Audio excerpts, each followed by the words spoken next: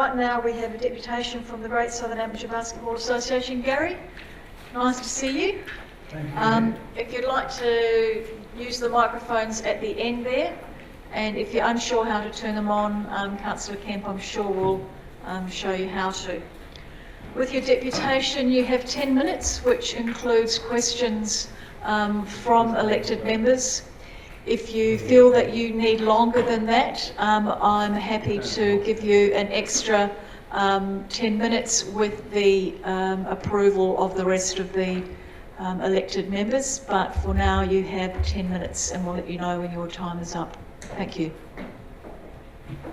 Great, thank you.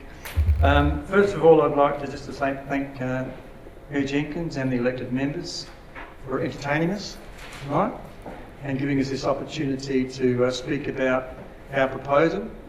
I have on my right hand here Steve Scarvelis. Steve has been very heavily involved with the development of the plans since last year, and also to the costings, all of which you've received a copy of those.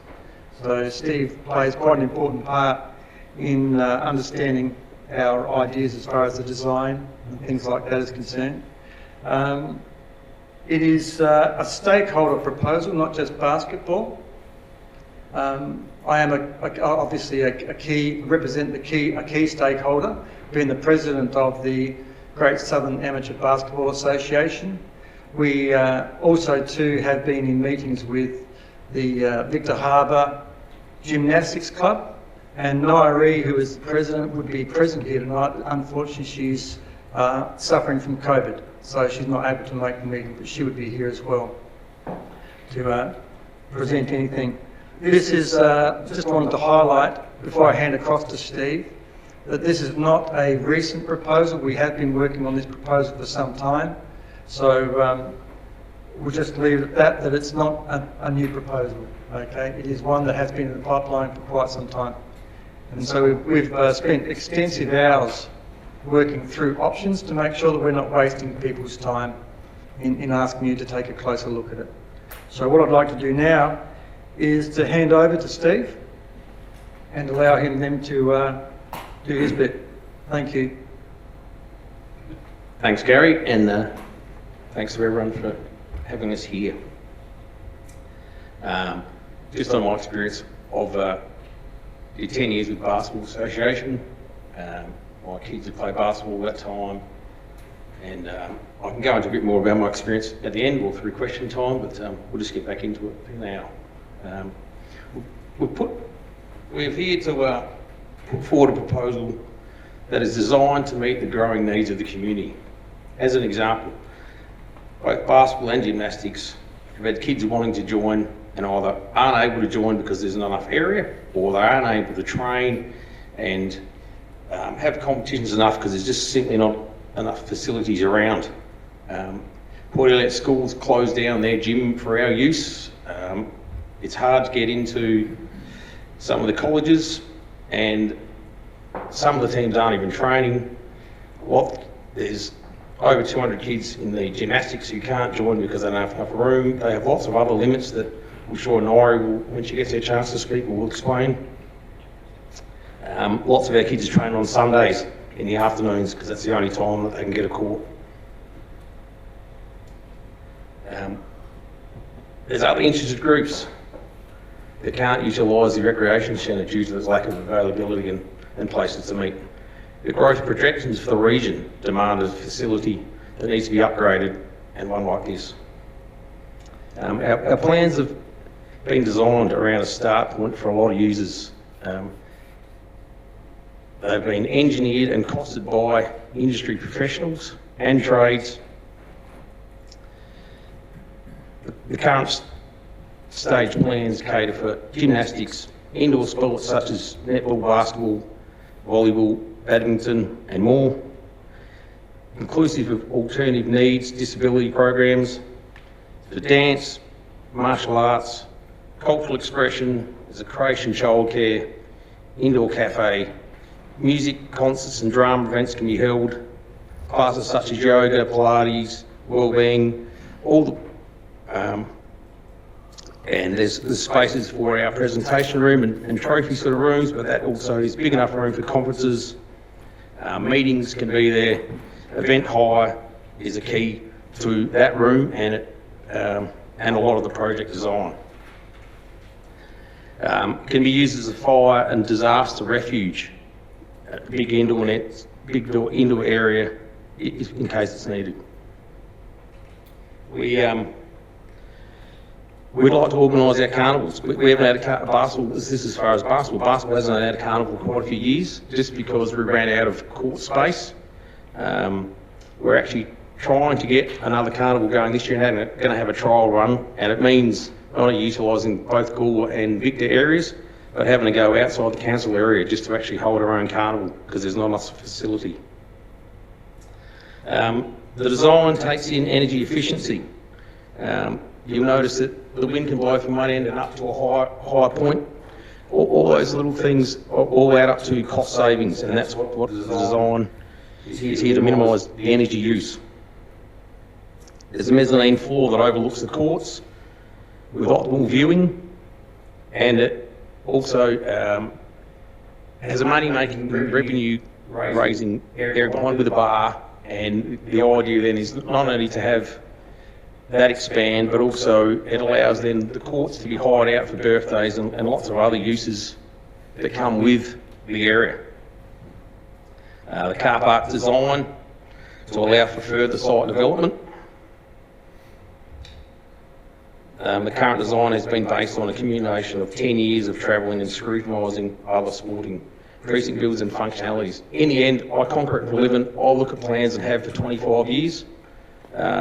I've been in the building game, and I have also travelled with my kids nationally. My kids were pretty good at basketball, and after quite a few games of basketball, it wasn't always the score I looked at. I walked in and worked out how the cafe flowed into the rest of the building, where the toilets were, what would cost money, what would make money, what is enterprising to the whole area, and try to put that in to the whole thing so that in the end the stadium can be run with one person if it's not being used by a lot of people, and everyone meets at that central area, and as the demand allows for and the needs met, you expand that with more staff as more of the features of the precinct are used.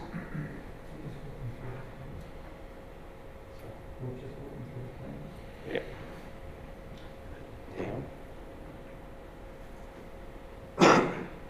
So this is the basketball side of it. You've got your four courts.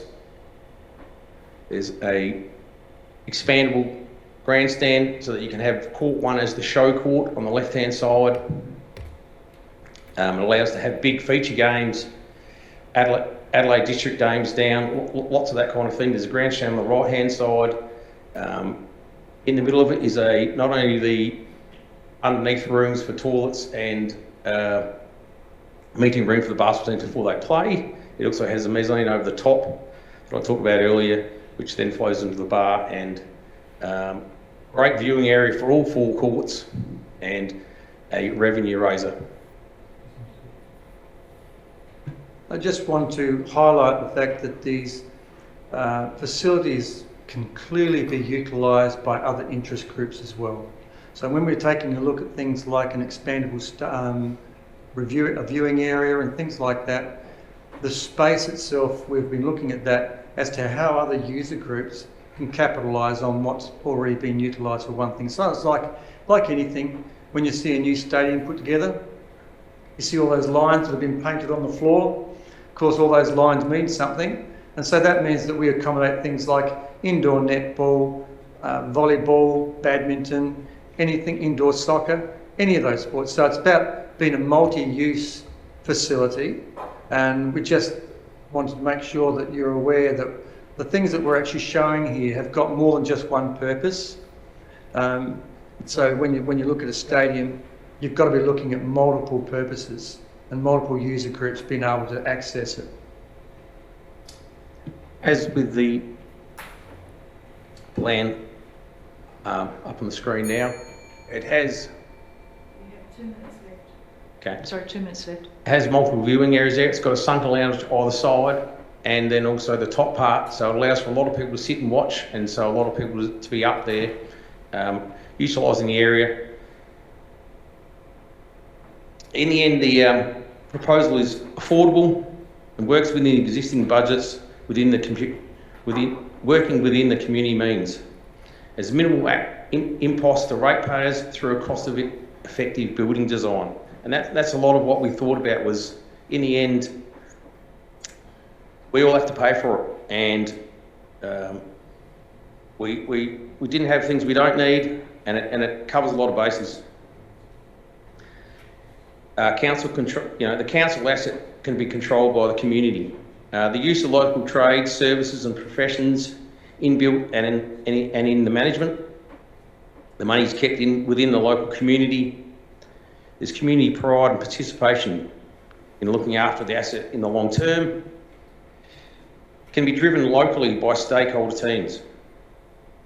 Council collaboration with the community. Local knowledge and experience is fully capitalised on. There is many trades in all the sporting areas, and we have to tap into those. Lots of people came forward and gave us prices locally. We had, from around Australia as far as high-end basketball floors.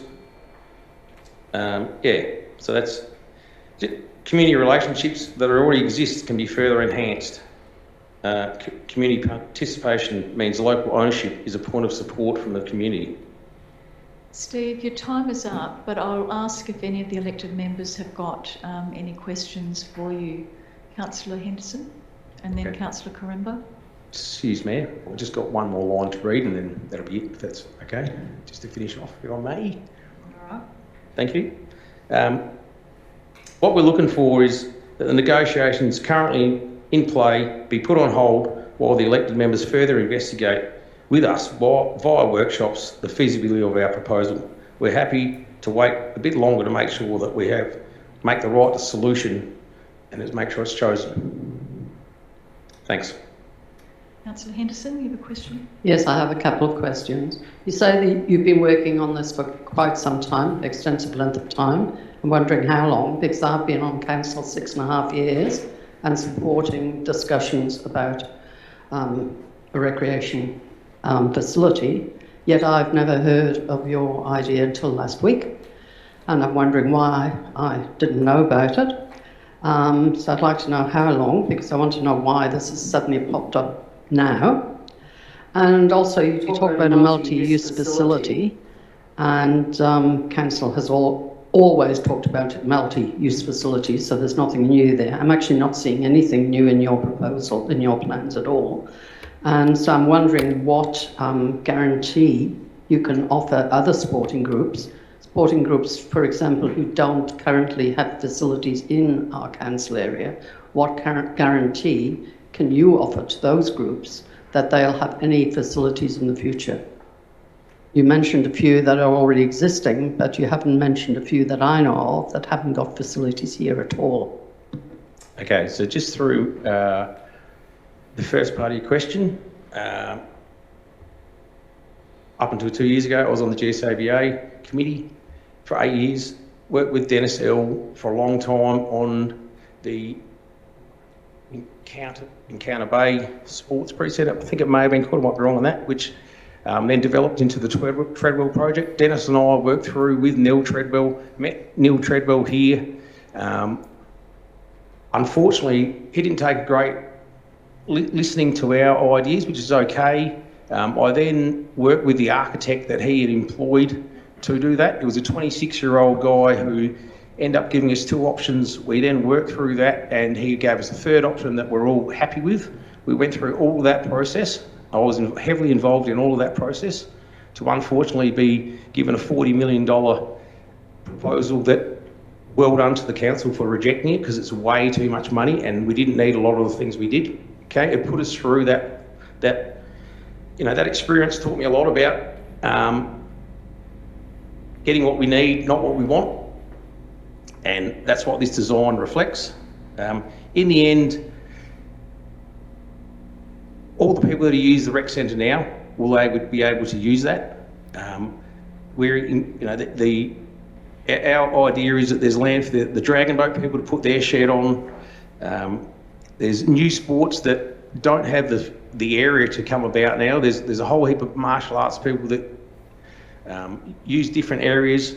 I know of a couple of groups that would like to have and haven't because they can't get room. And you know, we have a big special needs program that we would like to develop further. That's, you know, once again a bit hindered by what it is. The elderly aren't able to use the gymnastics area. That the gymnastics would like to use, run a lot of classes that would help with the elderly during the day. They aren't able to simply because they can't use toilets. They're governed by their roof height, and they can't do a lot of those things. So, Gary, would you like to add to that? Can I just ask the elected members, we have gone over time. Can you put up your hand if you're happy to give the Great Southern Amateur Basketball Association another 10 minutes? Okay, that's fine, thank you. I'll give you another 10 minutes. Thank you very much, Thank Mayor. you. Councillor Koremba, you had a question? Can I just, sorry, before you do that, Councillor Henderson, in regards to your first question about the proposal, we have made attempts to actually follow the process of council and respecting those processes, and we've been participants with the stakeholder groups, actively participating in there. Steve was responsible for an approach where we were actually to make a deputation. And when was that, Steve, that deputation? Just to answer the final question, I hadn't finished, but that's okay. Either July the 16th or 17th, I'd put in, or the three of us, another guy, Matt Parker, had put in a proposal to the Mayor last year. We were going to, and then I got a phone call from Kathy Hayter and Victoria MacKirdy. Amazingly, both of them rang me on the one call. The three of us spoke about how we shouldn't put in our deputation because their recommendation was to withdraw it. The reasoning was that if you guys saw it before the rest of the expressions of interest people saw it, that we were going to be an advantage, so withdraw it and we wait for the expressions of interest and then put our proposal in through the expressions of interest. Unfortunately, the expressions of interest came out and the first criteria was you have to have built 3 sports stadiums beforehand. Amazingly, we obviously haven't. That was well known that we hadn't. We built, you know, the building we were going to use had built the Victor Harbour Football Club and RSL Club, South Coast Constructions, who we've been working with and helped us cost the project. Locally built, good local builder. And not only did we deny the access to actually put it in, no one came to us and said, we realise you can't put it in, can we work with you another way, or what, you know, and since then haven't heard much. We've had a bit of dialogue, but not a lot. Steve, I will need to hurry you along because I do know that there's going to be a number of questions. Councillor Koremba, have you got a question? I do. Thank you for your deputation. Just an obvious question for me. We've had 4 iterations, I think, or 3 proposals from council administration previously. All have come in substantially higher than your proposal. How is it you've managed to get your proposal in at such a low price? Sorry, what is the price? 16,600,000. 16 million. For the plan as we've actually submitted. That includes all the landscaping, the car parks, the gymnastics and basketball and that would areas. That would be a 50-50 contribution, obviously councils and other funding. That's Yes. that's what we're Yes. So how much do you want council to put in? Well, we'd be looking at half of it for council, half of it for obviously state Commonwealth funding. So the whole idea is to actually work within the means of what we believe the community has the capacity to actually pay, rather than taking on something that's an onerous task and then committing the community to something that's much more long term. So hence, Yes, I think council is very much on on your side with that. We want something that the community can afford, and we're working towards that. But I'm interested in yours. So $8 million. Who pays the depreciation costs? You know, who owns it?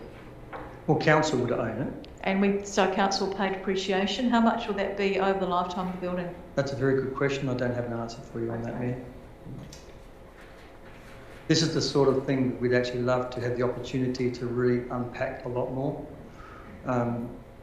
because obviously those details are the sort of thing where you really need to have the right people with the head around it, and I'm certainly not that person. Just have some follow-up questions, if I may. Just before I finish with the price, yeah, so that price was priced last year, middle of last year. It was sent to lots of local trades. It was got the designs been engineered by the local engineer Sturt Humphreys, then sent on to PT Designs for them to look at. It's sent to big structural steel companies in Adelaide, where prices were given. I've since found out that the steel price is actually going down, but I'm sure there's other costs that may have risen. So that was as at July last year, and yeah. Thanks. So obviously being a community or council-owned building controlled by council and the key stakeholders, do you envision a situation where you could find ways or avenues of increasing the money that you bring in, so that, because obviously any structure we build would probably require subsidies, so you would envision a situation where we could reduce the requirement from the community to subsidise the building? Is that something you're willing to work on? Absolutely. We're local people, we're community people, and we've been here for many years. I've been here for 25 years and put a lot of time into volunteer organisations. So our heart's in the community, not just in some mega structure that might suit one particular use. So we're ideas people, we're entrepreneurial people. We think outside the square. We're looking for opportunities to reduce costs to the ratepayers. We understand the bleed that's happening with ratepayers. We're ratepayers ourselves. We know how tough it is. So we really want to be looking at something that we can actually have that opportunity to expand our entrepreneurial mindset, thinking of ways of actually bringing money in, reducing costs to council, reducing costs to ratepayers. That's in our interest, always has been, always will be. In the end, previously the $40 million projects haven't worked, and we decided to put something together to help you guys, to show you guys the community-based part of it and also the actual cost of a design, as well as what we'd like in our sports precinct. You know, this is a fairly detailed look at what's needed, with the main thing of, you know, like at the moment, one lady runs the canteen who takes all the money at the rec centre, and there's no reason why that can't happen for a lot of it. And then when we have bigger events or when it's hired out to other users, and the need for more staff, then the costs may rise there. But that's where it's a profitable exercise to do. Are there any other questions from any other active members? Councillor Kemp, did you want to ask a question? Thanks, General, for your presentation. Construction materials, what's it going to be made out of? It's going to be tilt slab, or it's going to be corrugated iron cladding? Or... Tilt slab, which helps with the fire refuge, and yeah, corrugated iron roof, fireproofed. And any conceptual floor designs like tiles or wooden, or I know basketball has to be wooden, yep. The rest of the facilities. Polished concrete, exposed aggregate outside, and yes, your normal basketball floorings and gymnastic floorings. In the end, if you look at the design at the front, I might be able to get through too. Right. It's a nice design for the front, pleasing on the eye. The other three sides are concrete walls or basic walls that don't need any flair to try and keep the cost down. Any other questions? Michael? Thanks for the presentation, guys. Are you, I'm kind of putting you on the spot here, but are you aware of any other comparable enterprises that you know, similar to what you're suggesting? Certainly. Forestville Stadium or Basketball Centre, which is where the showgrounds is, just had 7 courts done up for $17 million.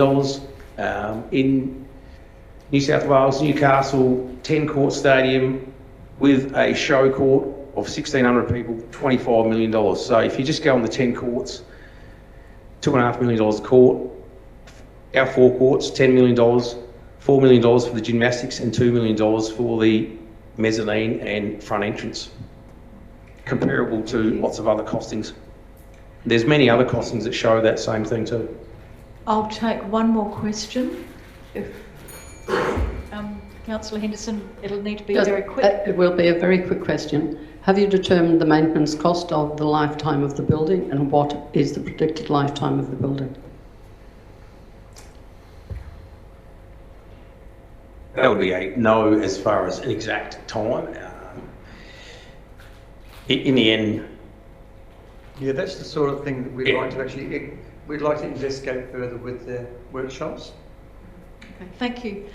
Thank you very much for your deputation. That's it's very interesting and certainly something that we need to keep in the back of our mind. And I think one of the things that we all can agree on is that Victor Harbour, as a growing population, is in desperate need of another basketball stadium and a sports and recreational precinct that is accessible and available to all manner of sports within the community. So it's just the model that we use for that.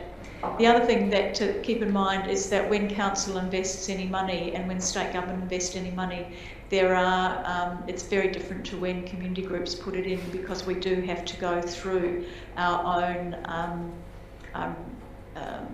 prudential report. We have to go through our own plans for tendering for building, because it's ratepayer and taxpayer money that we're going. So that's very difficult when you compare something like the Roos Club or clubs that have been built, the football clubs that have been built by community engagement, as compared to clubs that have ratepayer and taxpayer funding in there. But I think your idea is fantastic and it's worth consideration by us, and as we represent the whole wider community. So thank you very much for your time. Thank you very much, everyone, for your opportunity. thanks for your time.